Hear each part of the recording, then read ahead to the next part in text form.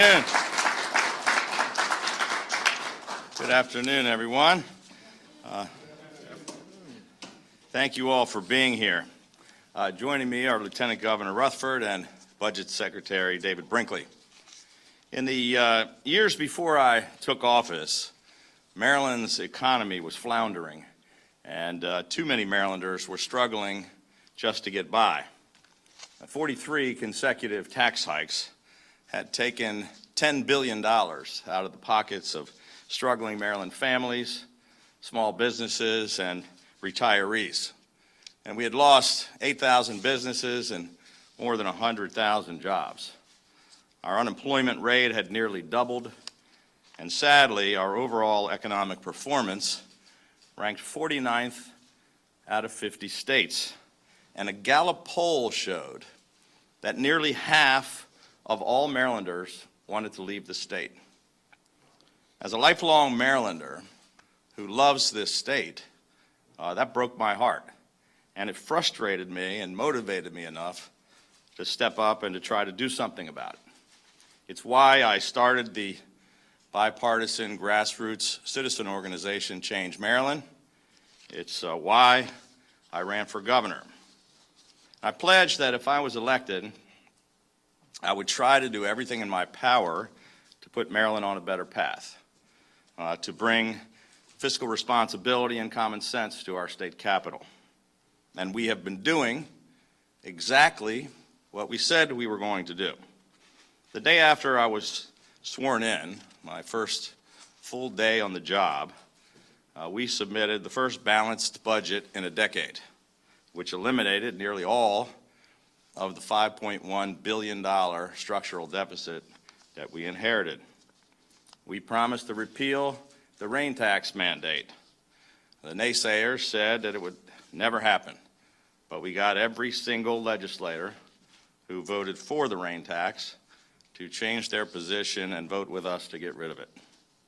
We eliminated over 250 fees and 850 job-killing regulations. We cut tolls at every single facility in the state by $344 million. It was the first time that tolls have been cut in 50 years.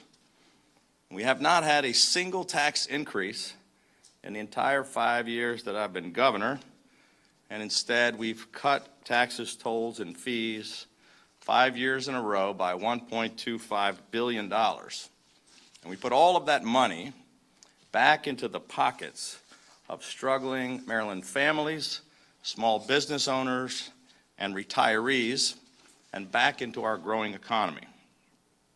We changed the mission of state government to be unabashedly pro-business and pro-jobs. As a result, Maryland has literally done a complete 180-degree turn. Instead of losing 100,000 jobs, we've now gained more than 140,000 jobs. We're gaining jobs at one of the fastest rates in the nation, and more businesses are now open, and more people are working than ever before in the history of the state, and we've had one of the biggest economic turnarounds in America. Yet in spite of all that progress, I still hear people say, nearly every day, I hear from folks who say that, I love the state of Maryland, I've spent my whole life here, I don't want to leave my kids and grandkids, but I just can't afford to stay here. They keep telling me that retirement taxes are too high and that they're moving to Delaware or South Carolina or Florida where they won't take so much out of their retirement checks. So, in spite of us taking Maryland from the very bottom economically to near the top, there's this one category where we're still not competing effectively with other states. And sadly, last summer, Maryland was ranked by CNBC as the worst state for retirement.